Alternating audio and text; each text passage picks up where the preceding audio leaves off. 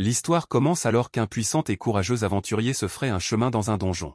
Il s'appelle Rant, et sa bouche tombe presque par terre lorsqu'il rencontre un terrifiant monstre ailé avec de beaux biceps. Cette chose a l'air incroyablement puissante, car on voit qu'elle a une bouche à l'intérieur de son autre bouche lorsqu'elle crie.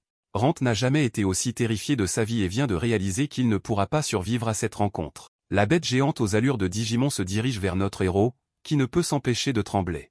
Il n'arrive pas à croire que cela lui arrive alors qu'il pensait atteindre son objectif de devenir un aventurier de classe mithrale. Cet objectif va probablement devenir beaucoup plus difficile à atteindre, car la bête le mord avec ses deux bouches. Quelque temps plus tard, Rant est surpris de constater qu'il est toujours en vie, mais cette surprise est loin d'être comparable au choc qu'il ressent lorsqu'il constate qu'il n'est plus qu'un squelette. L'incrédulité l'ébranle jusqu'au plus profond de lui-même, et il hurle d'horreur devant ce qu'il est devenu.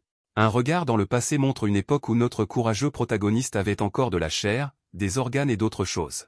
Ce type n'a aucune idée de ce qui l'attend, et il est donc très optimiste à l'idée de commencer une nouvelle journée d'aventure. Il est très tôt, ce qui est typique pour les aventuriers, mais il pense à la chance qu'ont les nobles et les érudits de pouvoir faire la grasse matinée. Se réveiller tôt sera le moindre des problèmes de ce type, et il explique qu'il est un aventurier de la classe bronze inférieure. Il est né et a grandi dans une ville bien trop petite pour figurer sur une carte et la traverse pour trouver du travail. Ses emplois sont fournis par la guilde des aventuriers et sont attribués en fonction du rang et des compétences de l'aventurier. La guilde procède probablement de cette façon pour éviter que des aventuriers stupides ne se fassent tuer ou se transforment en squelettes morts-vivants. Il y a une tonne de boulot, allant de l'extermination de monstres à la collecte de matériaux. Quelques crétins ennuyeux interpellent notre garçon, et Rant explique qu'il va retourner au labyrinthe parce qu'il n'y a pas de bons emplois. Ces dégénérés paresseux ne comprennent pas comment Rant peut travailler autant, et ils partent jouer à Fortnite. Rant explique que si la plupart des aventuriers aiment faire la fête, lui reste solitaire. Ce n'est pas pour une raison cool du genre lone ranger, mais parce qu'il n'est tout simplement pas très doué. Ce type est aventurier depuis 10 ans maintenant, mais il n'est encore que bronze, ce qui est l'avant-dernier rang. Il gagne sa vie en vendant des objets grâce au petit boulot qu'il accepte, mais il est très économe. Ce type mène une vie plutôt ennuyeuse, car il essaie d'être conscient de chacun de ses mouvements. Mais il a vraiment tout gâché, car il l'a vu entrer dans le labyrinthe qui allait le changer à jamais. Dans ce donjon entièrement exploré et complètement déserté, Rant a la surprise de trouver un passage secret. C'est une découverte étonnante, car il est probablement la première personne à l'avoir trouvé. Le mannequin ne se laisse donc pas abattre et commence à l'explorer.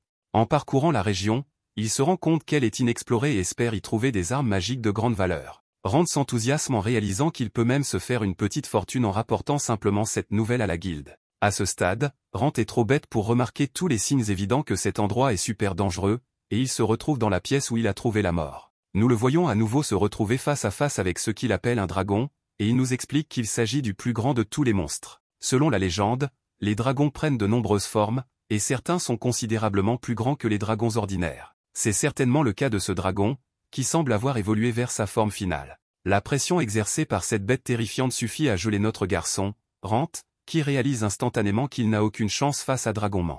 De retour dans le présent, Rant se demande comment il est encore en vie après avoir été dévoré.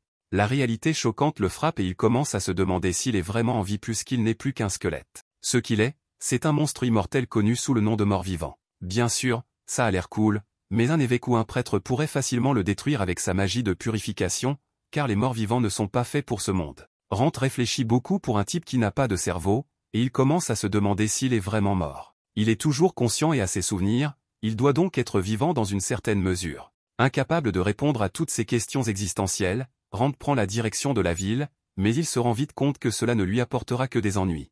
Il sera capturé et probablement exécuté. Rant ne veut pas mourir tout de suite, mais il se trouble lui-même lorsqu'il recommence à s'interroger sur son existence. Rant décide finalement d'ignorer tous ses problèmes et de quitter cette pièce au plus vite. En sortant, Rant explique les mystères des labyrinthes. Personne ne sait vraiment d'où ils viennent ni comment ils fonctionnent. Il en existe de nombreux dans le monde entier, et des tonnes de trésors précieux peuvent être trouvés à l'intérieur de ces labyrinthes. Cependant, des monstres rôdent à chaque coin de rue. Tout le monde est occupé dans un nouveau labyrinthe en ce moment, mais des aventuriers solitaires devraient arriver dans ce donjon dans quelques jours. Rant a l'intention de leur demander des conseils sur sa situation, mais il se rend vite compte qu'il va devoir apprendre à parler sans langue. C'est alors qu'un véritable monstre squelettique apparaît, et Rant se prépare à combattre son jumeau.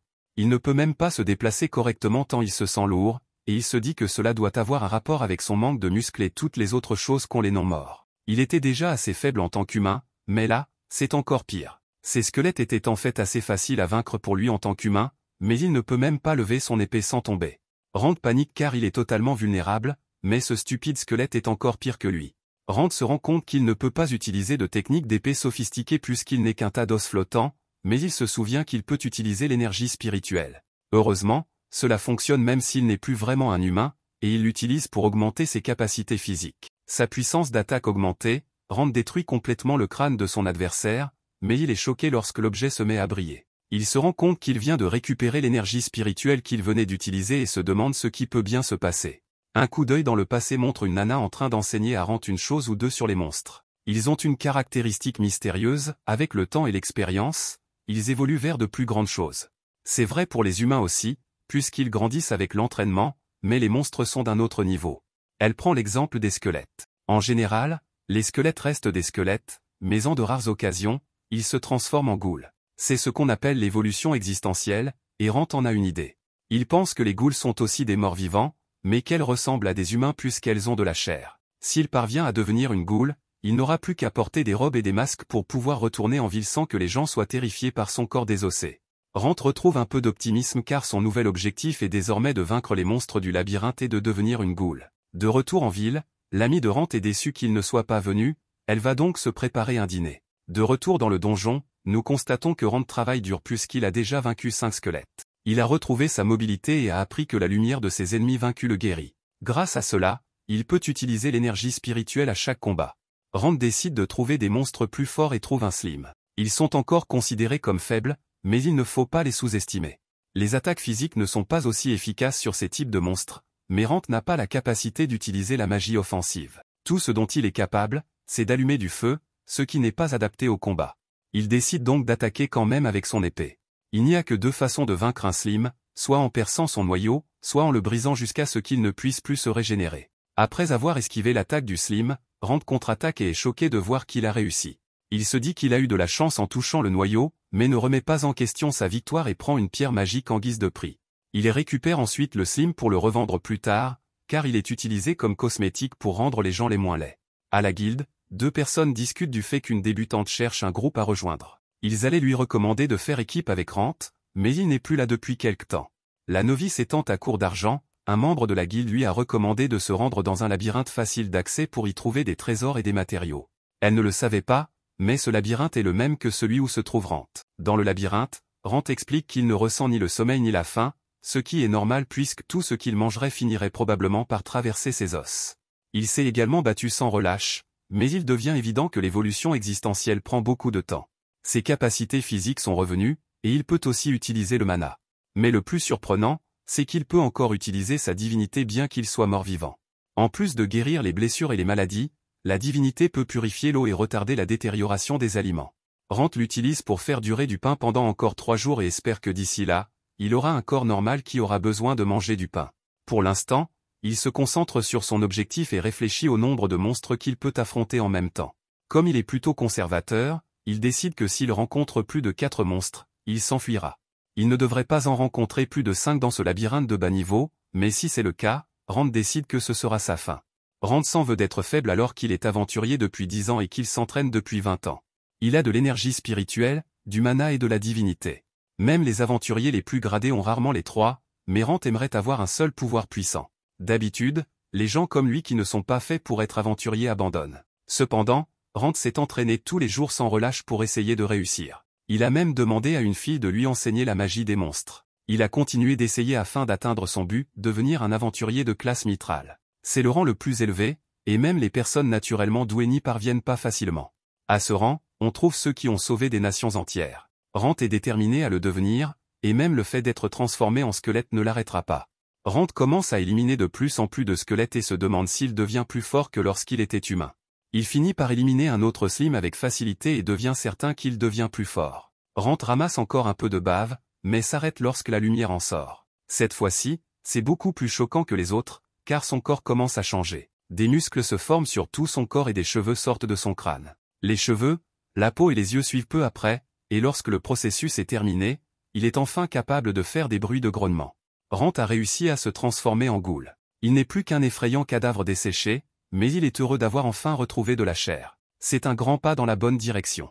Mais surtout, s'il continue à travailler dur, Rand pense pouvoir devenir un mort-vivant de rang encore plus élevé, voire un vampire. Maintenant qu'il a de la chair, Rant essaie d'utiliser sa voix, mais il n'en sort qu'un rugissement. Il est heureux de pouvoir faire du bruit et fait un nouvel essai. Il réussit à dire bonjour, mais il ressemble plus à un zombie terrifiant qu'à autre chose et décide qu'il devra s'entraîner un peu. Il avance et rencontre des gobelins, alors il donne un coup d'épée pour les tuer. Bien qu'il soit difficile de s'attaquer à 2 gobelins en même temps, il est conscient de l'environnement le plus sombre, et le tourner en sa faveur n'est pas un gros problème pour lui. En quelques coups, il les a mis à terre. Rant est choqué de constater qu'il est devenu plus fort que le corps du squelette. Plutôt que de devenir une goule et d'avoir l'apparence d'une goule, il peut vaincre le pouvoir des humains. Comme il l'avait déjà admis avec plaisir, il est devenu plus robuste. Il est surprenant de constater qu'il a gagné en divinité mana et en puissance jour après jour. Grâce à cela, il peut améliorer son épée et son corps. C'est alors que 2 autres gobelins se précipitent vers lui pour embrasser le sourd. En quelques coups, Rant les contraint à lécher la poussière. Après les avoir éliminés, il entend le cliquetis de l'épée, qui lui révèle qu'il n'est pas seul sur place. En suivant le bruit, il remarque une belle fille qui fait face au squelette. Comme elle se trouve à un niveau plus élevé, mettre le squelette à genoux est une tâche périlleuse pour elle. Pourtant, grâce à sa détermination et à sa force physique, elle a réussi à abattre le squelette. Rant, qui la surveille discrètement, est content de voir une humaine après un long moment. Il préfère rester là malgré le désir de s'entendre avec elle. Si elle a jeté un seul regard sur lui, il a peur qu'elle soit morte de peur. Il a donc décidé de la surveiller au lieu de se présenter. En la regardant, il la chérit, et bien qu'il ait perdu son corps, l'échange de force est une bonne chose. Il est quelque peu satisfait en y pensant. De plus, Rina est assez fatiguée pour mourir et faire place nette. Rand s'avère toujours une ordure pour les autres aventuriers, car son niveau s'est figé. Pourtant, il s'est fait une place et personne ne veut le mettre à la porte. En la regardant partir dans la mauvaise direction, il ne peut rien faire d'autre que de la suivre. Elle invite à la mort en allant là. Il n'a pas le temps de s'attarder qu'un squelette surgit par derrière. Les deux commencent à se battre, et elle esquive difficilement les attaques du squelette. Comme elle a battu le squelette précédent, elle est épuisée. Rand peut observer sa maîtrise de l'épée. Pourtant, ses capacités présentent de nombreuses lacunes. En évitant l'attaque du squelette, elle veut le maîtriser, mais elle ne peut pas faire attention à ce qui l'entoure. Elle essaie de prendre le dessus sur lui, et une chose lui trotte constamment dans la tête. Elle veut devenir une aventurière de haut rang. En pensant à cela, elle donne un coup d'épée, mais le squelette est pris. Cela signifie qu'elle va bientôt mourir. Rand n'a plus d'autre choix que de se battre avec le squelette. S'il ne le fait pas, il devra regarder la fille mourir sous ses yeux. Comment peut-il regarder cela? Alors, en faisant abstraction de tout, il avance pour éliminer le squelette. D'un seul coup, il le met à terre. Voyant une goule devant elle, Rina fut effrayée et leva son épée pour riposter. Rand essaie de prendre la parole et de se présenter. Cependant, il est difficile de parler correctement parce qu'il est une goule. Il a besoin de beaucoup d'efforts pour apprendre à parler. Malgré cela, lorsque Rand prononce le mot aventurier de sa bouche, elle réalise qu'il était un aventurier. Mais de nombreuses questions surgissent dans son esprit. Comment est-il devenu une goule et que fait-il ici? Laissant tout de côté, elle demande s'il veut la tuer ou non. Pour dissiper ses doutes, il a jeté son épée en prouvant qu'il n'a pas l'intention de la tuer. De plus, avec des mots non identifiés, il demande des vêtements pour la guilde car il en a rassemblé une grande quantité. Il lui propose cette tâche, et en récompense, elle pourra garder la monnaie. Rina est prête à faire ce travail mais garde ses distances avec lui. Comment peut-elle oublier qu'il est une goule? Elle a peur de l'observer. Rand recule lui aussi et lui laisse le champ libre. Rina lui assure qu'elle accomplira son devoir et sort en le remerciant de lui avoir sauvé la vie. Rand sait que les aventuriers peuvent profiter de l'occasion en parlant des ghouls aux gens, et qu'ils peuvent obtenir une belle récompense. Mais Rand est convaincu qu'elle accomplira cette tâche sans lui créer d'ennui. Pour s'emparer des vêtements, elle se précipite chez le guide des aventuriers, qui s'inquiète pour elle car elle n'est pas revenue de sa mission. Rina lui explique qu'elle est prise dans un problème. Elle se renseigne également sur le magasin où elle peut se procurer des vêtements. Par ailleurs, Rand se bat contre un monstre visqueux qui l'attaque avec sa bave acide, mais il esquive toutes les attaques. Rand se rend compte qu'il n'est pas seulement plus fort physiquement, mais que son corps se déplace partout où il le peut. Ce faisant, il tranche le monstre dans le vif, ce qui lui vaut un triomphe avéré. C'est grâce à sa vision, qui s'est améliorée. Avant d'en dire plus, il entend la voix de Rina qui l'appelle. Il s'avance vers elle, qui lui a apporté des vêtements, mais elle a peur et lève son épée vers lui en considérant qu'il n'est pas Rand. Rand, qui est heureux de l'observer, précise qu'il est Rand car une autre goule ne peut pas être aussi avancée. Elle a honte de ses actes et lui demande pardon car il faudra du temps pour s'habituer à lui. Avec sa permission, il ouvre le polythène. Il regarde les vêtements, qui correspondent à ses goûts. Ces vêtements peuvent coller à son corps et ne peuvent pas révéler sa véritable apparence. En plus des vêtements, Rina a apporté d'autres choses pour le faire planer. En écoutant cela, il a envie de pleurer, mais les ghouls ne peuvent pas pleurer. À ce moment-là, il change d'apparence en portant une robe et des gants. Il a l'air mieux, mais en se regardant dans un miroir, il essaie de cacher son visage. Pour couvrir son visage, elle a apporté un masque. Sans perdre une seconde, il l'applique sur son visage. Mais il y a quelque chose de bizarre car le masque ne s'enlève pas. Il fait de son mieux, mais c'est peine perdue. Il se rend bientôt compte qu'il s'agit d'un masque maudit qui ne peut pas être enlevé. De son côté, Rina se rend compte que la mystérieuse échoppe l'a trompée, car ce masque n'est pas cher et elle l'achète, mais elle ne se doute pas qu'il est maudit. Elle acquiesce à son geste et s'incline devant lui. Avec son pouvoir divin, Rand tente de l'enlever, et Rina est choquée de voir son pouvoir divin, car seules quelques personnes en sont dotées. Malheureusement, son pouvoir divin n'est pas en mesure de le sauver. À plusieurs reprises, Rina lui demande pardon, mais il lui demande de ne pas avoir honte, car il peut donner une somme considérable au prêtre, et celui-ci peut l'enlever. Elle ne doit donc pas se condamner. Pour la consoler, il s'apprête à la toucher, mais il se rend compte qu'elle a peur de lui. Il s'apprête donc à s'éloigner d'elle lorsqu'elle lui tient la main. En réalité, elle a compris que Rand n'est pas un méchant, et qu'il n'y a donc aucune raison d'avoir peur de lui. Cependant, Rand comprend sa situation et lui laisse le temps de s'habituer à lui. Maintenant, ils ont décidé de se rendre à la guilde des aventuriers. Elle a apporté une calèche pour l'emmener ici. Elle lui fait part de la raison de sa venue. Elle a enregistré son nom dans la capitale, mais tous les membres sont compétents. En tant que novice, elle n'a pas de travail. Elle s'est donc installée à la campagne ouvirante. D'un autre côté, Rand admire son esprit et lui conseille de devenir un peu effrayante car ils n'ont qu'une seule vie. Mais le cas de Rand est différent. Ils arrivent bientôt, mais le problème est devant eux. Les gardes vérifient les pièces d'identité, ce qui lui cause des ennuis. S'il leur montre sa carte d'identité, ils peuvent le reconnaître. Mais elle avait une solution. Rina lui demande d'entrer par une autre porte. Rand s'inquiète pour elle. Si les gardes savent qu'elle est de la Goule, elle sera considérée comme une criminelle. Sa carrière d'aventurière risque d'être ruinée. Mais Rand lui a sauvé la vie et elle ne peut pas l'ignorer. Aussi, elle peut sacrifier sa vie pour lui. En montrant leur badge d'aventurier, ils sont autorisés à entrer. Bientôt, le garde se méfie de son apparence et lui demande d'enlever le masque. Rand leur demande d'enlever le masque s'ils le peuvent. L'un d'entre eux prend cela comme un défi et s'efforce de l'enlever. Bien qu'il soit épuisé, il ne parvient pas à l'enlever. C'est là que Rina révèle que Rand porte le masque maudit, qui ne peut être enlevé. De plus, Rand montre ses oreilles, qui peuvent révéler qu'il est humain. Rina explique qu'ils sont en train de rassembler une somme pour payer le prix afin qu'il puisse enlever le masque. Entendant son mauvais sort, ils lui ont permis d'entrer à l'intérieur. Il est heureux d'avoir pu entrer. Bientôt, lorsque le carrosse est passé, il a disparu. Rina le retrouve, mais il n'est pas là. Il s'est caché pour ne pas lui créer d'ennui. Si quelqu'un découvre qu'elle est avec lui, sa carrière peut être ruinée. Rand ne peut pas faire de cette fille un gâchis et décide de garder ses distances avec elle. De plus, il sait qu'elle a le potentiel pour devenir une aventurière et qu'elle peut donc le surprendre et l'oublier comme l'ont fait ses anciens compagnons. La nuit, il s'installe dans la maison de Laurent où elle dort. Elle est la seule à pouvoir comprendre, et aussi à pouvoir apporter une solution à ce problème. Il frappe à la porte, mais elle n'ouvre pas. Il préfère donc entrer et la regarder dormir. Sur le canapé, il s'assoit près d'elle et menace de la battre si elle ne se réveille pas. En l'écoutant, elle a reconnu qu'il n'est autre que Rand. Ses yeux se sont ouverts, mais elle est choquée de voir une autre personne devant elle. Pourtant, son cœur lui jure qu'il s'agit bien de Rand. En avançant la main, il a enlevé ses gants et regardé la main de la Goule la plus laide. Elle veut connaître l'histoire complète et lui demande de la mettre à jour. Plusieurs jours se sont écoulés et elle n'a aucune nouvelle de lui. Si elle ose chercher à le localiser, elle sait que c'est en vain. Une autre suggestion lui vient à l'esprit, elle devrait demander l'aide de la guilde avant d'agir. Quelqu'un frappe à la porte. Le style de frappe révèle qu'il s'agit de Rand, qu'elle attend désespérément. Lorraine ne veut pas montrer qu'elle s'inquiète pour lui, alors elle s'allonge sur le canapé et fait semblant d'être une belle au bois dormant, car elle n'a pas ouvert la porte. C'est alors que Rand entre dans la maison. Voyant Lorraine endormie, il se précipite vers elle. Il la menace également de la frapper avec un livre. Lorsqu'elle l'entend, elle comprend qu'il lui est arrivé quelque chose. Selon ses attentes, il s'est transformé en Goule. C'est un véritable choc. Plus tard, elle est stupéfaite parce qu'elle est une philosophe qui a de vastes connaissances sur les mages et les monstres, mais ce genre d'affaire est incroyable. Même elle n'a rien lu à ce sujet. Si elle n'avait pas vu Rand sous sa forme de Goule, elle serait morte plutôt que de le croire. De plus, Rand la persuade de le considérer comme un projet et un ami. Elle ne s'intéresse qu'à cette affaire. Impolie, elle lui demande s'il s'est transformé en Goule et s'il est le même que Rand. Selon lui, ses souvenirs sont les mêmes que ceux de Rand, mais il n'est pas sûr de savoir s'il est resté le même ou s'il a changé. Il ne lui donne donc pas de réponse précise. C'est le style de Rand.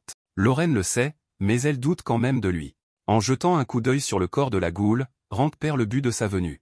Il ne peut pas entrer dans la guilde avec cette apparence. Rand lui demande donc de l'aider à accomplir la quête à sa place. Bien qu'il soit devenu une Goule, son désir est de devenir un aventurier de rang mitral. Cette tragédie ne peut pas l'empêcher de réaliser son rêve. En échange, Lorraine exige de lui qu'il lui serve de projet de recherche. Elle n'exige pas grand-chose. Elle a juste besoin de sa peau et de sa chair pour l'analyser en profondeur. Le lendemain matin, Lorraine a déjà visité la guilde. En vendant le liquide visqueux et d'autres choses, elle a rapporté une énorme somme. Même Rand est étonné de voir une telle somme. La qualité du liquide visqueux est raffinée. Grâce à cela, ils peuvent créer des cosmétiques de qualité. Alors pourquoi ne mériterait-il pas une quantité considérable? En prenant cela, il se rend dans une forge. Pendant qu'il s'y rend, de nombreuses personnes l'observent. Son apparence est comme un fantôme pour eux. Même certaines filles le détestent. En laissant tout de côté, il s'est rendu à l'atelier. Il y rencontre la femme d'un forgeron.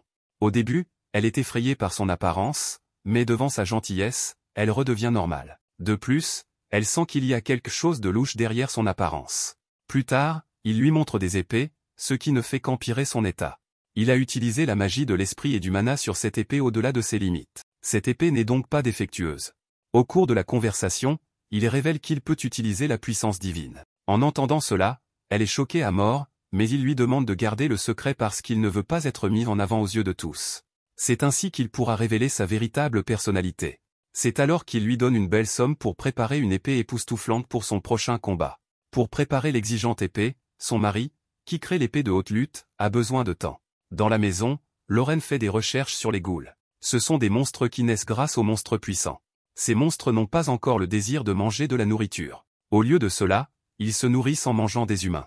La chose la plus importante est leur mémoire émotionnelle, qui disparaîtra lorsqu'ils se transformeront en ghouls. Mais dans le cas de Rant, c'est l'inverse, car elle peut sentir son ancien Rant. Elle ne peut donc pas le nier. Dans ses souvenirs, alors qu'elle est jeune, elle se rend dans la forêt d'Aï pour sa quête. C'est alors que quelqu'un la rencontre. Il lui demande d'emmener un jeune homme avec elle. Ce jeune garçon n'est autre que Rant. Rant fait partie des débutants de niveau fer. Il peut donc acquérir de l'expérience auprès d'elle. Ce qui est intéressant, c'est qu'elle ne doit pas le payer. Elle n'a donc pas d'objection car elle peut l'utiliser pour porter ses affaires dans la forêt. Elle trouve des herbes, mais cela s'avère difficile pour elle. Très jeune, elle a obtenu le titre de plus jeune professeur et a été nommée aventurière de rang argent. Pourtant, elle a l'impression que tout le monde autour d'elle est étrange et ennuyeux. Elle ne fait que cela pour tuer le temps et rendre sa vie plus agréable. Heureusement, elle a trouvé l'herbe dont elle mourait d'envie. De plus, elle utilise la bonne technique pour l'obtenir. Si quelque chose ne va pas, tous les efforts seront perdus. Pour garder l'herbe dans le panier, elle demande à Rand d'apporter le panier. Alors qu'elle s'apprête à garder l'herbe, elle est choquée car Rand a déjà collecté de nombreuses herbes pour elle. Celui qu'elle considérait comme un abruti se révèle être un homme extraordinaire. Rand dissipe son malentendu en lui expliquant qu'il doit acquérir la connaissance des monstres et des herbes s'il veut devenir un aventurier. La seule raison de l'envoyer avec elle est sa sécurité. Il s'inquiète pour elle, c'est pourquoi il a demandé à Rand de la rejoindre. Pendant ce temps, un monstre apparaît.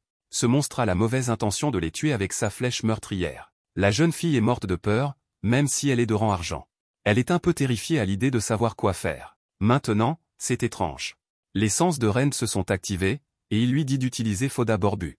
En utilisant son pouvoir, elle crée un bol de feu qui éclate sur lui avec son attaque. Le monstre est éliminé, et Rand est mis à l'écart en observant son pouvoir de domination. Selon Lorraine, ses pouvoirs ne sont rien. En observant son pouvoir, il s'est rendu compte qu'elle manquait d'expérience. Même elle n'a pas l'habitude de s'attaquer à des démons.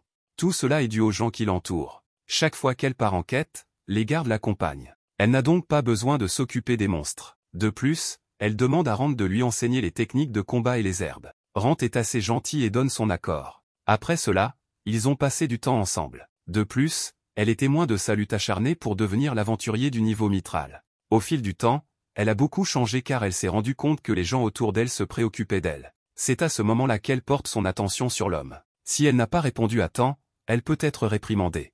Par ailleurs, Rand rencontre le forgeron et lui confie la tâche de créer l'épée. L'affaire étant réglée, il se serre la main.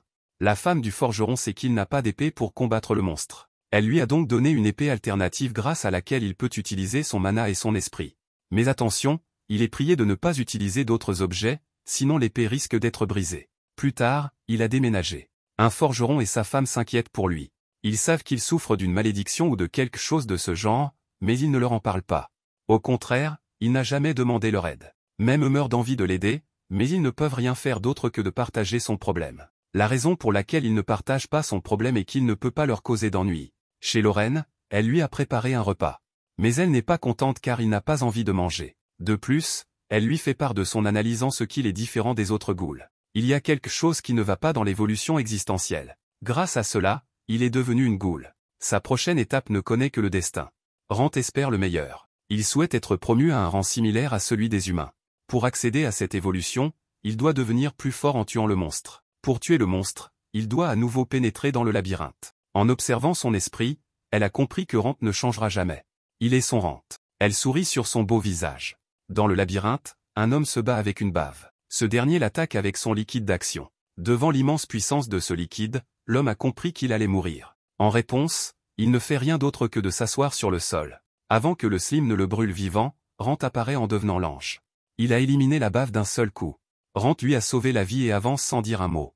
L'homme rejetait l'appel, mais il ne répond pas. Il veut l'aider, mais ce visage lui fait perdre toute confiance.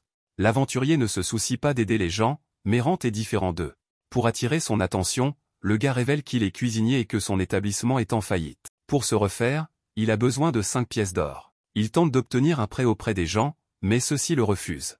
Il n'a donc pas d'autre choix que de venir ici et d'anéantir les monstres. En écoutant sa triste histoire, Rand veut l'aider. Tout d'abord, il refuse de l'aider car il n'est pas un mage. Pourtant, quelque chose l'a poussé à l'aider. Enfin, il a donné son accord. Il peut l'aider à porter ses affaires, et le gars est choqué d'avoir reçu une réponse positive. Après cela, ils ont continué à avancer. Le seul chemin secret qu'ils connaissent. Le gars qui ne sait rien est persistant parce qu'il y a un cul-de-sac. Mais sa bouche est grande ouverte lorsqu'il regarde le chemin secret. Lorsque Rand entre à l'intérieur, il ne trouve pas le dragon. Le dragon s'est échappé d'ici. Pendant ce temps, le gars trouve un autre chemin. Les deux mènent par là, et il n'a pas peur de Rand. Il avance donc sans réfléchir. Même Rand essaie de l'arrêter parce qu'il a vu la téléportation. Cette téléportation de Runa n'est vue que par Rand. Lorsqu'il s'est arrêté sur l'action de téléportation, Runa a disparu. Rand sait que cette téléportation de Runa va l'emmener dans un autre monde. C'est un endroit où les monstres sont plus puissants que n'importe qui. Son esprit lui dit de s'enfuir, mais il n'est pas du genre à laisser les gens dans le pétrin. Rand l'a donc suivi et a atteint un autre endroit. Là, un squelette géant apparaît, prêt à l'éliminer. En le regardant, Rand est effrayé et réfléchit à un plan pour le tuer. Rand revient après avoir terminé son premier travail en tant que nouveau Rand et réfléchit à la nécessité d'un sac magique pour un aventurier solitaire comme lui.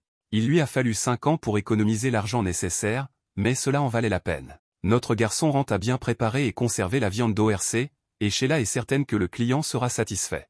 Le travail est terminé, et on commence déjà à parler de la rapidité avec laquelle le nouveau Rand a abattu 3 orques à lui tout seul. On se demande qui est ce nouveau venu, et Rand se rend compte qu'il se fait peut-être un peu trop remarquer en tant que débutant dans la classe des fers à repasser. Sheila revient, et Rand est choqué de voir que son manager lui a suggéré de passer l'examen de promotion. Il est rare que quelqu'un ait cette opportunité si peu de temps après son inscription, mais il pense que le nouveau Rand a du potentiel. S'il réussit l'examen, Rand passera en classe bronze, alors il accepte. Lorraine est heureuse d'entendre la bonne nouvelle, mais Rand ne fait que créditer son nouveau corps. Lorraine lui dit de ne pas se dévaloriser, car c'est lui qui est capable de contrôler ce corps. Lorraine est très déçue d'apprendre qu'il s'est appelé Rand Vivi parce que c'est son nom de famille et que cela pourrait éveiller les soupçons. Rand fait remarquer qu'un homme étrange traînant dans sa maison créerait beaucoup de rumeurs, et qu'il était donc préférable qu'il se fasse passer pour un membre de sa famille. Lorraine accepte cette réponse, mais lui dit également de ne pas s'inquiéter de sa réputation. Elle n'est qu'une universitaire fauchée qui est venue s'installer dans cette ville parce qu'elle n'arrivait pas à s'en sortir dans la capitale. Elle ne se soucie pas de ce que les gens pensent d'elle, mais Rand préfère ne pas lui causer d'ennui. Lorraine fait remarquer que notre garçon fait toute la cuisine, la lessive et le ménage, et qu'elle lui doit donc plus qu'il ne lui doit. Rand pense que c'est loin d'être vrai puisqu'il n'est si humain que grâce à elle. Ces paroles touchent Lorraine et elle propose à Rand de rester avec elle aussi longtemps qu'il le souhaitera. Comme il n'y a rien de mal à s'imposer à sa famille, il accepte son offre. Le lendemain, Rand arrive à la guilde, prêt pour son examen.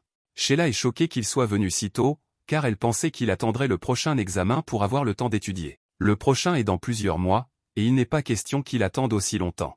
Un aventurier paresseux arrive en retard après avoir regardé trop de vidéos d'otaku manga mode, et Rand se dit qu'il va perdre des points. Un aventurier qui n'arrive pas à l'heure n'est pas digne de confiance et échouera probablement à l'examen.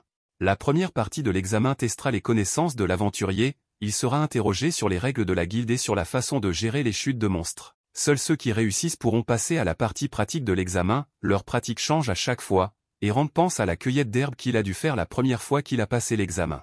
L'épreuve écrite commence et Rand reconnaît la jeune fille du labyrinthe, Laura, son amie n'est pas là, Rand suppose donc qu'il passe l'épreuve orale. Il est rare que les gens normaux sachent lire et écrire, Rand a donc eu la chance de l'apprendre dans son village. Il a également appris tout ce qui est nécessaire pour cet examen, donc ça devrait être du gâteau. Par la suite, Le fan d'Otaku Manga Mode n'en revient pas de la difficulté de l'épreuve, on dit à Rand qu'il a obtenu la note parfaite. C'est extrêmement rare, mais Rand est heureux d'avoir réussi. Rand se demande ce que sera la pratique, et Sheila lui dit qu'il formera un groupe avec quelques autres et qu'il effectuera un travail pour la guilde. Rand fait la fête avec Rise et Laura, et Rise explique rapidement qu'il est un épéiste qui utilise l'énergie de l'esprit pour augmenter sa force lorsqu'il se bat. Laura est une mage et peut utiliser la magie de guérison. Les participants apprennent que le travail se déroulera dans le labyrinthe de la Nouvelle Lune, et que leur tâche consistera à atteindre le point indiqué sur leur carte. Le premier arrivé recevra une récompense à la hauteur de ses efforts, et tout le monde se rend vite compte qu'il s'agit d'une course. Rise se vante d'être déjà allé dans le labyrinthe de la Nouvelle Lune, mais Laura l'embarrasse lorsqu'elle lui révèle qu'ils n'ont fait qu'une partie du chemin. Il est choqué quand Rand les empêche d'entrer, et quand Rand suggère qu'ils achètent une carte, il souligne que la guilde leur a déjà donné une carte. Mais Rand dit que cette carte a 15 ans, cette carte n'est pas très fiable, et les autres sont choqués que la guilde ait essayé de les piéger. Cependant, ils n'ont pas pu piéger notre protagoniste à moitié mort, et il va donc acheter une carte. Ils ne peuvent pas se permettre le prix de 2 pièces d'argent, mais Rand fait remarquer qu'ils n'ont besoin que de la carte du premier étage. Le marchand se rend compte que Rand n'est pas dupe et leur vend la carte du premier étage pour 5 pièces de bronze. Cette nouvelle carte montre une plus grande partie du labyrinthe et indique même l'emplacement des pièges. Le marchand voit bien que Rand sait ce qu'il fait et dit aux jeunes de faire ce qu'il dit. Laura se demande pourquoi la guilde leur donne des cartes périmées, et Rand fait remarquer que les carrosses auraient pu les emmener au mauvais endroit. Un aventurier ne doit jamais baisser sa garde, et le but de l'examen est de vérifier s'ils ont ce qu'il faut pour être un aventurier. Ils rencontrent des squelettes dès leur entrée dans le labyrinthe, et Rand dit aux autres de ne pas baisser leur garde sous prétexte qu'il s'agit de monstres de bas niveau. Les jeunes montrent à quel point ils sont habiles en détruisant plusieurs squelettes, et Rand se dit qu'ils sont plutôt doués pour leur âge. Ils ont des rôles bien définis, et aucun d'entre eux n'en fait trop pour l'autre. Rand aide un peu à s'élever, et la bataille est terminée. Il remarque qu'il y a plus de monstres que d'habitude, et Rand en conclut qu'ils sont attirés là. Il trouve l'encens qui attire les monstres et révèle qu'une embuscade se prépare. Aucun des monstres présents ne devrait avoir ce niveau d'intelligence, mais Laura est choquée lorsque Rand lui révèle que ce ne sont pas des monstres. Rise n'arrive pas à croire qu'ils vont devoir se battre contre des humains, et c'est notre garçon Rand qui prend les devants. Rand bloque l'attaque initiale, mais Rise veut s'en prendre à lui. Rand laisse le gamin s'en prendre au premier gars et étonne Rise par ses talents d'esquive. Rand détruit complètement l'archer et ne laisse aucune chance au mage de faire quoi que ce soit. Laura aide Rise à prendre le dessus grâce à la lumière aveuglante, et Rand décide qu'ils n'ont pas besoin de son aide. Cela devient encore plus clair lorsque les jeunes montrent leur travail d'équipe et battent le chauve. Rise fait remarquer que ces types passaient aussi l'examen et qu'ils ont essayé de les faire échouer. L'examinateur a dit qu'ils étaient prêts à tout pour gagner, et Rand explique que les monstres ne seront pas leur seule menace, un aventurier ne doit jamais baisser sa garde. Et Rise déclare, à la surprise générale, qu'ils obéiront désormais aux ordres de Rand. En partant, Rand dit à la personne qui se cache de ramasser les ordures, et le gars est choqué que Rand ait su qu'il était là. Ce dernier explique que le type au masque semblait savoir qu'ils étaient envoyés par la guilde, et il se demande tout ce qu'il est. Le gars qui se cachait a une idée de qui il pourrait être et pense que sa sœur avait peut-être raison à la guilde. Sheila va rencontrer le maître de la guilde qui a l'air le plus cool du coin. Sheila est responsable du nouvel aventurier Rand Vivi, et le maître de guilde veut parler de certaines rumeurs qu'il a entendues. Les gens ont commencé à dire qu'il s'agissait d'un criminel puisqu'il est sorti de nulle part et qu'il est très doué. Ils ne savent rien de son passé, mais le maître de guilde admet que chaque aventure a un passé. Cependant, ils ne peuvent pas ignorer les accusations, et ils demandent à Sheila de l'informer si elle apprend quoi que ce soit sur le nouveau Rand. De retour dans le labyrinthe, notre groupe est presque arrivé à destination. Devant eux se trouve l'une des nombreuses salles de boss de cet étage, et il n'y a pas d'autre moyen d'arriver à destination que de la traverser. Les jeunes n'ont jamais combattu de boss, car ce n'est pas quelque chose que 2 classes de fer peuvent gérer. Rise s'offusque quand Rand lui demande s'il a peur, mais Rand lui explique qu'il n'y a pas de honte à éviter un combat que l'on ne peut pas gagner. D'autres examinateurs arrivent, et Laura est choquée quand Rand dit que c'est le moment idéal. Ce groupe insulte nos héros en les traitant d'énergumènes, mais Rand n'apprécie pas qu'on lui parle ainsi. Il dépasse les bornes en s'en prenant à Laura, mais Rise prend sa défense. Les gars continuent d'insister, alors Rand les menace, ils essaient de dire qu'ils ne faisaient que plaisanter, mais notre garçon Rand n'a pas vraiment le sens de l'humour. Le chef dit qu'ils n'ont qu'à passer en premier, mais Rand les laisse faire car il veut que son équipe se repose. Les gars entrent dans la pièce et disent odieusement que Rand a été stupide de les laisser passer en premier. Rise est contrarié car les laisser passer en premier signifie qu'ils vont perdre. Bora a déjà appris à ne pas douter de notre garçon. Rise suppose que Rand veut qu'il voie d'abord à quoi ressemble un combat de boss, mais ce n'est pas tout. C'est alors qu'ils entendent le premier groupe crier à l'agonie et qu'ils sont transportés hors de la pièce. Rand explique que les employés de la guilde ont sauvé le groupe d'idiots, et que même s'ils perdent, ils ne mourront pas. Rand voulait qu'ils voient cela pour que les jeunes se sentent plus à l'aise, et il répète qu'il n'y a pas de honte à éviter un combat que l'on ne peut pas gagner. Rice pense que s'il s'enfuit ici, il ne reviendra probablement jamais, ce qui signifie qu'il ne deviendra jamais un véritable aventurier, et il demande à Laura si elle veut bien le suivre dans la bataille. Laura accepte, et Rand estime que ce gamin a enfin pris sa décision.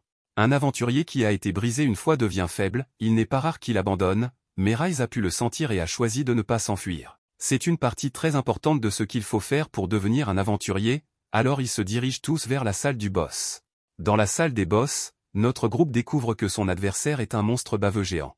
C'est un grand slim, et Rice déclare qu'ils ne peuvent pas se planter comme l'ont fait les autres avant eux. Rand pense que les choses ne se sont pas passées comme il l'espérait, il n'y a pas besoin de battre le boss pour l'examen, alors il espérait que l'autre gars le battrait pour eux. Rand décide d'accepter et Rice commence l'attaque. Le but est de viser le cœur du monstre, mais l'épée de Rice n'arrive pas à s'enfoncer très loin dans le monstre. Rice ne peut qu'esquiver pour l'instant, et Rand dit à Laura de se concentrer sur l'utilisation de sa magie. Un coup d'œil en arrière nous montre qu'ils ont planifié ce combat. Rand a révélé que les attaques physiques ne fonctionneraient pas contre ce monstre et qu'il devrait s'appuyer sur la magie. La puissante magie de feu de Laura prend du temps à s'activer.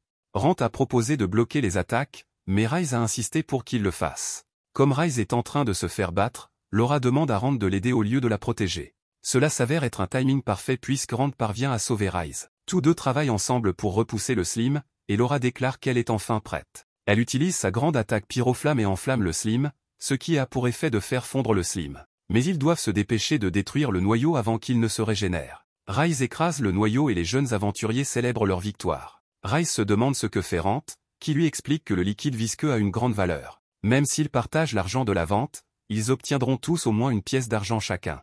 Alors qu'ils sont occupés à collecter du liquide visqueux, un autre groupe d'examinateurs les traite de pigeons et se précipite vers la sortie. Rice craint de perdre face à eux, mais Laura lui dit étonnamment de ne pas s'inquiéter. Rand savait que Laura comprendrait ce qu'il sait déjà, et qu'il y a un piège de gaz dormant devant eux. C'est juste avant l'objectif que les gens baissent le plus leur garde. Cela ne change rien et Laura explique que le fait d'arriver le premier à la sortie n'a pas d'importance. Laura demande à Rice de repenser à l'explication de la guilde et lui fait remarquer qu'ils n'ont pas dit un mot à ce sujet. La guilde a tout organisé pour qu'ils pensent qu'il s'agissait d'une course, mais ce n'est pas le cas, et c'est pourquoi Rand a laissé l'autre groupe partir avant eux. En réalité, le seul véritable travail d'un aventurier est d'accomplir sa tâche avant la date limite. Rice aurait aimé que ce soit plus clair, mais Rand fait remarquer qu'un vrai aventurier doit être capable de penser par lui-même. Une fois arrivés à destination, un homme les félicite d'être les premiers. Les jeunes ont appris qu'ils ne peuvent se fier à rien et demandent une preuve que cet homme fait partie de la guilde. Il le confirme et leur donne des petits jetons, lorsqu'ils les montreront à la guilde, ils deviendront des aventuriers de classe bronze. Les 3 premières équipes arrivées reçoivent également un petit bonus, et donc des potions. Cette partie de l'examen est terminée, mais Rand aimerait qu'ils fassent une petite excursion avant de rentrer chez eux.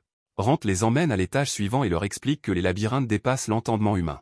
Rand est troublé par cette déclaration, mais ce qu'il voulait dire devient clair lorsque Rand les emmène dans une pièce qui ressemble à une forêt. Il y a de la lumière dans cette pièce, et Rand les a amenés là pour leur donner un exemple de ce à quoi ressemble le monde dans lequel ils s'apprêtent à entrer. Ils veulent l'explorer, mais Rand leur explique que l'examen n'est vraiment terminé qu'à leur retour à la guilde. Ils retournent bientôt à la guilde où l'examen se termine officiellement. Rice veut savoir s'ils sont officiellement en classe bronze, mais Sheila est interrompue par le rapport. Rand révèle que ce type les a observés tout au long de l'examen, et il explique que l'examen teste également le genre de personne que l'on est. Ils ne peuvent pas augmenter le rang de quelqu'un s'il n'est pas le bon type de personne, mais notre groupe a également réussi cette partie de l'examen. Ils sont maintenant officiellement de la classe bronze, et ils se réjouissent tous. Rand remercie ses nouveaux amis pour leur aide, mais ils savent que c'est grâce à lui qu'ils ont pu devenir de vrais aventuriers. Ils aimeraient demander à Rand de continuer à partir à l'aventure avec eux, mais Laure sait déjà que ce ne sera pas possible. Elle est assez intelligente et elle sait que Rand a un objectif bien différent du leur. S'il leur a appris tant de choses pendant l'examen, c'est pour qu'ils puissent se débrouiller seuls. Il le considère comme un camarade et espère repartir à l'aventure avec lui un jour, après avoir fait leurs adieux. Sheila révèle qu'elle a une question importante à poser à Rand et lui demande de l'accompagner. Elle est certaine que Rand est assez intelligent pour savoir pourquoi, et Rand pense à la façon dont elle a dû découvrir qui il était vraiment. Rand se demande si la guilde veut le punir pour ce qu'il a fait, mais elle ne répond pas. Rand décide de ne plus jamais retourner dans cette guilde, mais Sheila lui révèle qu'elle veut juste savoir ce qui lui est arrivé. Rand décide de l'accompagner au lieu de partir, car sa voix donne l'impression qu'elle s'inquiète pour lui. Rand ne révèle pas grand-chose, mais il dit qu'il a affaire à quelque chose dans lequel il ne veut impliquer personne d'autre. Sheila révèle alors, à la surprise générale, qu'elle n'a rien dit à la guilde sur la véritable identité de Rand. Elle n'en a dit que quelques mots à l'homme qui le surveillait pendant l'examen. Mais c'est son frère et il s'est gardé un secret. Il est clair que Rand a du mal à lui faire confiance, C'est pourquoi Sheila lui présente un contrat magique. S'ils acceptent le contrat, elle subira une pénalité soutenue par la force magique pour avoir partagé son secret. La sanction est plutôt sévère, car si elle la rompt, Sheila devra quitter la guilde. Mais ce n'est pas tout, car elle sera alors contrainte de se rendre dans un pays où l'esclavage est légal, et elle devra devenir une esclave. Rand pense que c'est trop extrême, mais Sheila veut montrer à quel point elle est sérieuse. Rand veut savoir pourquoi elle va si loin, alors elle explique qu'elle veut simplement l'aider et non pas parce qu'elle fait partie de la guilde. Rand l'a aidée à devenir la personne qu'elle est aujourd'hui, et elle lui fait remarquer que beaucoup de gens lui sont reconnaissants. Rand accepte sa demande et signe le contrat. Il n'arrive pas à trouver une bonne façon de tout expliquer, alors il se contente de lui montrer son visage. Rand voit bien qu'elle est terrifiée et il est sûr qu'elle regrette de l'avoir demandé maintenant. Sheila ne le regrette pas du tout, car elle préférerait savoir s'il souffre autant. Elle est alors choquée lorsque Rand lui révèle qu'il est un monstre mort-vivant. Rand lui demande de bien réfléchir et lui demande si elle pense vraiment pouvoir l'aider. Il explique qu'il n'a aucune intention de faire du mal à qui que ce soit, mais c'est à elle de décider si elle le croit ou non. Sheila l'empêche de partir et lui explique qu'elle lui fait confiance. Rand a toujours été quelqu'un de bien, et cela s'est encore vérifié récemment lorsqu'il a aidé Ryze et Laura à apprendre à devenir des aventuriers. Sheila a pris sa décision et promet d'aider Rand de toutes les manières possibles. De retour à la maison, c'est au tour de Lorraine d'être choquée lorsque Rand amène Sheila avec lui. Sheila révèle que Rand lui a tout raconté, mais Lorraine souligne la naïveté de sa venue. Rand est un monstre mort-vivant et Lorraine est une universitaire à l'allure douteuse, il garde un sombre secret.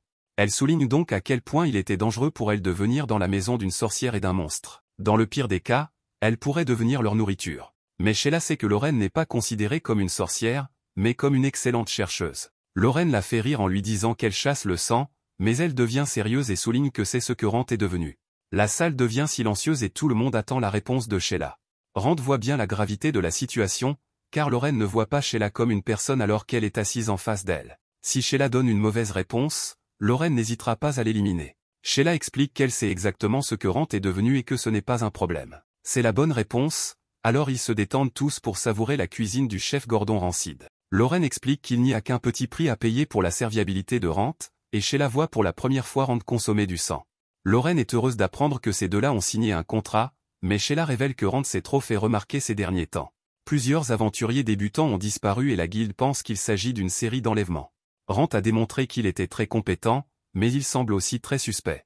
Rand ne se comporte pas comme un débutant, et les gens répandent des rumeurs à son sujet par jalousie. Rand est étonné que les gens soient jaloux de lui maintenant, mais on lui rappelle que ce n'est pas une bonne chose.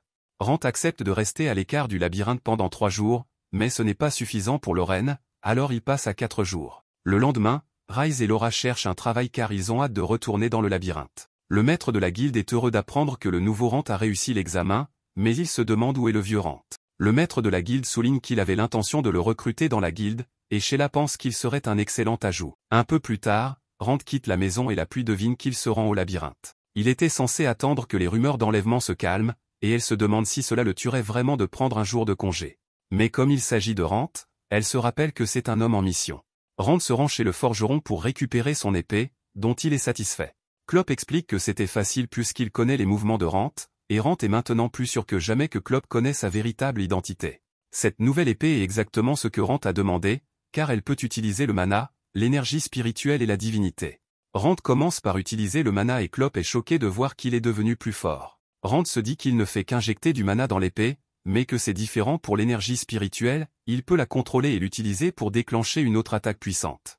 Enfin, Rand utilise la divinité et choque Clop une fois de plus en détruisant d'autres souches d'arbres. Cette épée est vraiment géniale, car elle n'a subi aucun dommage lorsqu'il l'a imprégnée de divinité.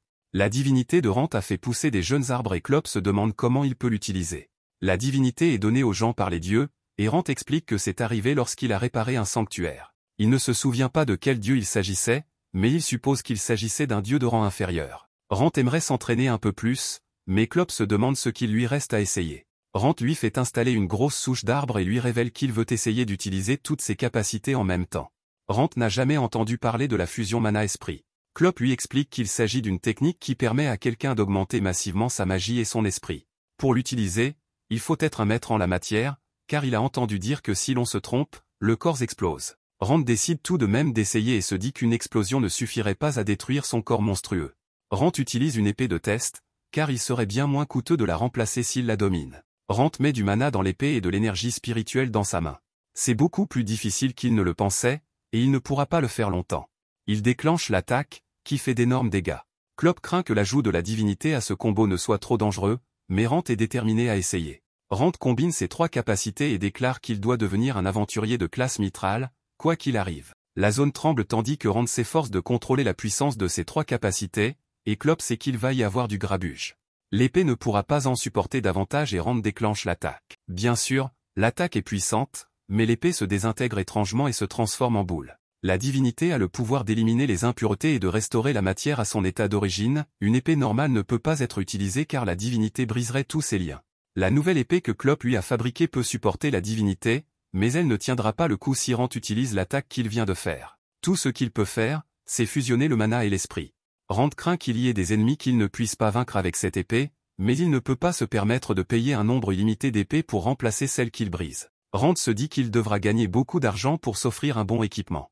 À ce moment-là, Rant voit un type s'énerver parce que quelqu'un le supplie de l'aider à se débarrasser de ce type. Rant fait semblant de prendre le mendiant pour ce qu'il vaut et soudoie le type. Rant propose d'écouter le gamin, qui le supplie alors de vaincre le seigneur du lac. Ce gamin s'appelle Rientus et vient du village de Tatou. Ce village est connu pour avoir un festival étrange. Rientus raconte une légende selon laquelle une jeune et belle fille avait un corps débordant de mana. Cette jeune fille a été offerte au seigneur du lac, et son village organise chaque année un festival en souvenir de ce jour. Cette année, quelque chose a mal tourné, le seigneur du lac est apparu et a mangé la jeune fille qui jouait le rôle du sacrifice. Le seigneur exige d'autres sacrifices, et plusieurs filles ont déjà perdu la vie. Rientus implore l'aide de Rant, car sa sœur sera la prochaine sacrifiée. Rant se dit que Rientus ne veut que sauver sa sœur et qu'il n'est pas nécessaire de se battre contre le seigneur, mais il a un mauvais pressentiment de la situation. Ils arrivent au village, où Rientus explique que tout le monde est stressé d'avoir affaire au seigneur du lac. Ils arrivent chez lui, où un X sur la porte indique qu'il doit offrir sa fille en sacrifice. Mais ce n'est pas le seigneur lui-même qui a fait cette marque, puisqu'il vit au fond du lac et que personne ne l'a jamais vu. Les villageois pensent que celui qui a laissé les marques est un kelpie qui sert le seigneur. Rant est choqué d'entendre cela, car le kelpie est un monstre puissant. Rientus annonce à sa sœur Amiri que Rant est là pour la sauver, mais celle-ci est furieuse.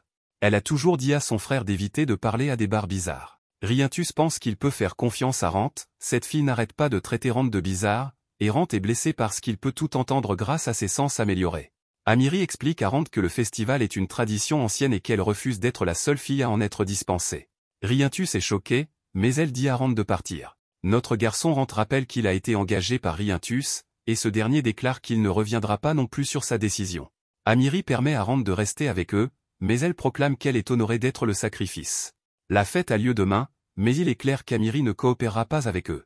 Rant se demande ce que Rientus compte faire, et il déclare qu'il fera tout ce qu'il faut pour sauver sa sœur. Le lendemain, Rant tente de demander des informations aux habitants, mais les enfants sont terrifiés à l'idée qu'ils puissent les manger. Un marchand pense que Rant est là pour le festival, mais il explique qu'il tombe mal car le seigneur du lac n'est pas content en ce moment. Les villageois sont terrifiés et cela nuit à ses affaires. Rientus invite Rant à dîner et le marchand lui recommande de quitter le village. Rientus pense que le marchand est un type bien pour être venu dans leur village, mais Rant est sceptique à son égard. Plus tard, Amiri se prépare à son sacrifice. Les femmes qui l'aident pensent que Rientus s'enfuira avec elle, mais Amiri fait remarquer que le seigneur ne ferait que détruire leur village. Elles savent toutes que Rientus s'inquiète pour elle, et Amiri traite son frère d'imbécile. Ce soir-là, Rant n'est pas autorisé à entrer dans la chambre d'Amiri, mais il lui dit qu'il s'occupera de tout. Il a besoin qu'elle résiste aussi, mais elle lui explique qu'aucun humain ne peut vaincre le seigneur du lac. Rant déclare que Rientus et lui s'occuperont du seigneur, et il lui rappelle qu'elle est la seule famille de Rientus. Il y a encore de l'espoir, et Rant veut lui dire de ne pas abandonner. Le rituel commence peu après, et l'homme en charge s'excuse auprès d'Amiri d'avoir à faire cela. Amiri sait qu'ils ne font que protéger le village, mais nous voyons que les hommes ont tout organisé pour que ce soit eux qui l'accompagnent. Amiri est prête à partir, et il se dirige vers le lac. Rientus pense qu'il devrait faire demi-tour quand le brouillard devient trop épais, mais l'orbe d'Amiri commence à briller. Le monstre apparaît devant eux et Amiri le supplie de se calmer. Elle veut protéger le village et s'offre à lui. Rant repousse son orbe et lui fait remarquer qu'il ne sert que de balise. Rant choque alors ses compagnons en marchant sur l'eau et en déclarant qu'il va combattre le soi-disant seigneur. Rant se rend compte qu'il y a quelque chose de suspect, car les kraken ne crachent normalement pas de feu, et il finit par traverser le monstre de part en part. Il y a un navire, ce qui prouve que ses soupçons étaient justes, un mage a jeté une illusion sur le brouillard et utilisé un sort de feu. Rant est déçu de voir que le seigneur du lac n'est en fait qu'un vilain marchand, et ils essaient de l'attaquer. Rant se moque un peu plus de ces types et les bêtes. Les frères et sœurs arrivent peu après et sont choqués de voir la vérité. Ils ramènent les criminels au village et Rant demande ce qu'ils ont fait des sacrifices.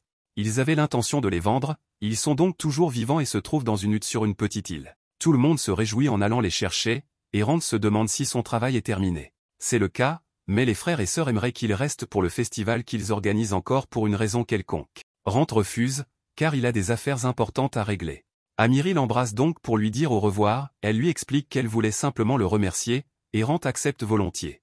Rand raconte à Lorraine ce qui s'est passé et la remercie de lui avoir donné l'objet qui lui a permis de marcher sur l'eau.